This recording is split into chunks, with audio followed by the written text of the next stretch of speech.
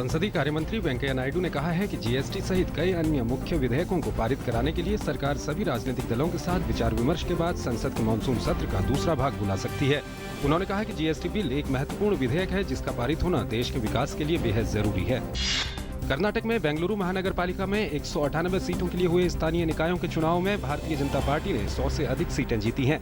प्रधानमंत्री ने भाजपा कार्यकर्ताओं को जीत पर बधाई दी। अपने ट्वीट में कहा, धन्यवाद बेंगलुरु। कर्नाटक की जनता, भाजपा नेताओं और कार्यकर्ताओं को बेंगलुरु महानगर पालिका चुनाव में पार्टी की भारी जीत के लिए बधाई। मध्य प्रदेश, राजस्थान के बाद कर्नाटक महानगर पालिका चुनाव में मिली जीत के बाद भाजपा ने जीत की हैट्रिक पूरी कर दी है। ये विकास और सुशासन की जीत है। भारत के रजिस्ट्रार जनरल और जनगणना आयुक्त ने आज धार्मिक आधार पर देश की जनगणना के 2011 के आंकड़े जारी किए। देश की आबादी 1 अरब 21 करोड़ 9 हजार थी, जिनमें हिंदुओं की संख्या 96 करोड़ 63 लाख यानी 79.8%, मुसलमानों की संख्या 17 करोड़ 22 लाख यानी 14.2%, ईसाई आबादी 2 करोड़ 78 लाख यानी 2.3%, सिख 2 करोड़ 8 लाख यानी 1.7%, बौद्ध 84 लाख यानी 0.7%, जैन 45 लाख यानी 0.4% हैं। अनुपात की दृष्टि से देखें तो 2011 में हिंदुओं की कुल जनसंख्या में 0.7% की गिरावट आई है। वहीं सिख आबादी में भी 0.2% और बौद्ध समुदाय में भी 0.1% की कमी आई है। कुल आबादी में मुस्लिम जनसंख्या में 0.8% की बढ़ोतरी हुई है। ईसाई और जैन आबादी में कोई परिवर्तन नहीं है। आंध्र प्रदेश के मुख्यमंत्री एन चंद्रबाबू नायडू ने आज प्रधानमंत्री नरेंद्र मोदी से मुलाकात की। इस दौरान नायडू ने मोदी के साथ राज्य के बंटवारे के समय किए गए वादों और राज्य को विशेष राज्य का दर्जा दिए जाने समेत कई मुद्दों पर चर्चा की।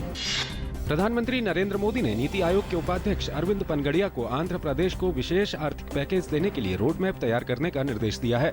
दिल्ली में संवाददाताओं से बात करते हुए केंद्रीय वित्त मंत्री अरुण जेटली ने कहा कि केंद्र राज्य के विकास के लिए हर संभव मदद मुहैया कराएगा। जेटली ने कहा कि प्रधानमंत्री ने अधिकारियों को निर्देश दिए कि आंध्र प्रदेश पुनर्गठन अधिनियम के तहत किए गए वादों को पूरा करने के लिए कदम उठाएं।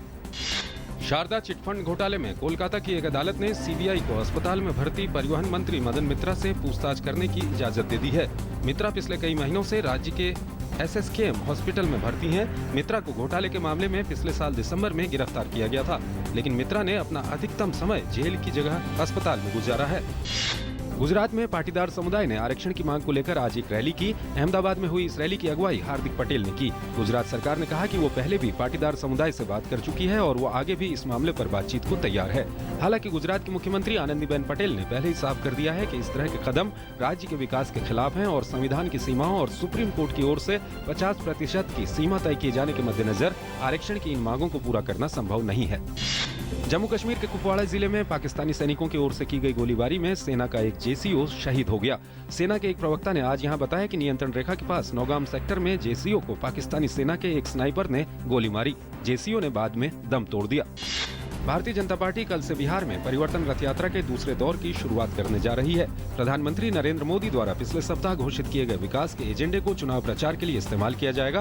पहले दौर के परिवर्तन रथ ने राज्य के 43,000 से अधिक गाँवों का दौरा किया था। इस यात्रा में पार्टी ने 2013 में नीतीश कुमार के भाजपा से अलग होने के बाद के कुशासन पर जोर दिया था। प्रधानमंत्री मुद्रा योजना के तहत लोन लेने के लिए सरकार ने देश भर में 25 सितंबर से 2 अक्टूबर के बीच मेगा क्रेडिट कैंप लगाने का फैसला किया है ताकि ज्यादा से ज्यादा लोगों को इसका फायदा मिल सके। बैंकिंग सेक्टर ने 2015-2016 के दौरान 1,22,188 करोड़ लोन बांटने का लक्ष्य रखा है, जिसमें से 17 अगस्त तक 20 लाख लोगों को 15,566 करोड़ रुपए के लोन दिए जा चुके हैं। सोमवार की भारी गिरावट के बाद मंगलवार को सेंसेक्स 291 अंकों की बढ़त के साथ 26,032 पर बंद हुआ। वहीं निफ्टी भी 71 अंक चढ़कर 7,881 पर बंद हुआ। Realty, metal, oil and gas, banking और ऑटो शेयरों में खरीदारी से बाजार में रिकवरी देखने को मिली है। हालांकि आईटी शेयरों में मामूली बिकवाली देखने को मिली है। आर्थिक सुस्ती से जूझ रहे चीन के केंद्रीय बैंक ने शेयर बाजार में आए भूचाल से निकलने के लिए आज ब्याज दरों में 0.25% तक की कटौती का ऐलान किया, जिससे ये घटकर 4.6% रह जाएगी। नई दर 26 अगस्त से लागू होगी। नवंबर 2014 से ब्याज दरों में ये 5वीं कटौती है। यमन के बैदा प्रांत में लड़ाई में और सऊदी नीत गठबंधन के हवाई हमलों में कम से कम 40 लोगों की मौत होने की खबर है। सैन्य सूत्रों ने बताया कि दक्षिणी प्रांतों के प्रवेश द्वार माने जाने वाले मुकैरिस शहर में हवाई हमलों और लड़ाई में 19 विद्रोही, 15 समर्थक और 6 नागरिक मारे गए। आतंकवादी संगठन इस्लामिक स्टेट ने सीरिया के पलमायरा शहर में स्थित प्राचीन मंदिर को बम से उड़ाने के फोटो जारी किए हैं।